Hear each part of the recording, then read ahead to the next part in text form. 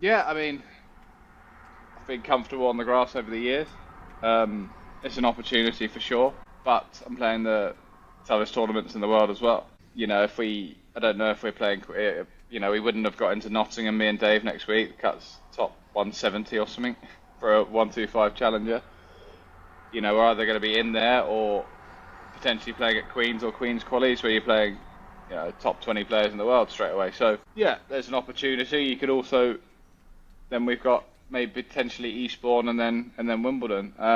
So in theory, it depends on the draw, depends how we play, but there's opportunities there to make some money and some points. Yeah. So you mentioned it. You mentioned Dave. Who are you playing with?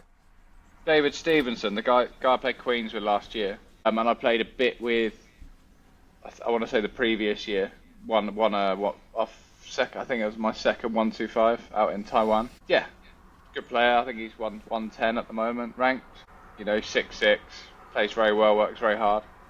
And I'm thinking, if I'm going into the grass, so I want someone who's got a hell of a lot of weapons, that I know that's British, that I believe in, or do I find someone random for 3 weeks again? And I'm kind of done with the random stuff for now. So do you think you might partner up with Dave beyond the grass, or is that not something that you two have had a chat about?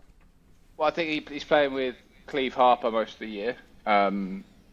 Obviously, for the grass, they might not get in some of these tournaments, so I think they've split up until a certain date. Obviously, if you go and win Wimbledon, then it's a discussion worth having, but, for the grass, it's a smart thing to do.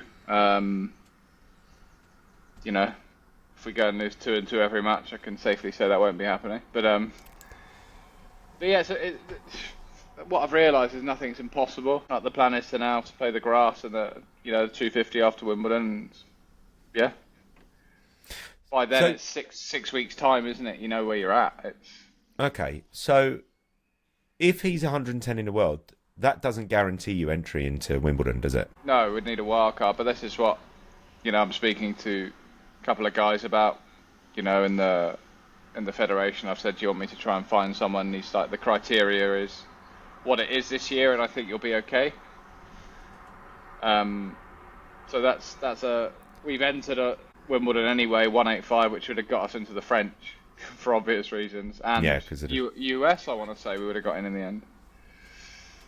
So yeah, we'll just have to see. So you've got kind of an idea that there could be a Grand Slam for you both, but it's not guaranteed. And the same for Queens in a next week for qualifying. There's Queens qualifying as well, so they got 2 for main and 1 for qualies. And yeah, my opinion is you go for the bigger tournament and go for it, rather than play the challenger. If you've got that option of qualies, and if you lose, and you take it on the chin and get on with it, because you can play a challenger any week, right? You can't play a 500 qualies every week. It's on your doorstep. So if we are given that opportunity, we'll take it. If not, we go to Nottingham.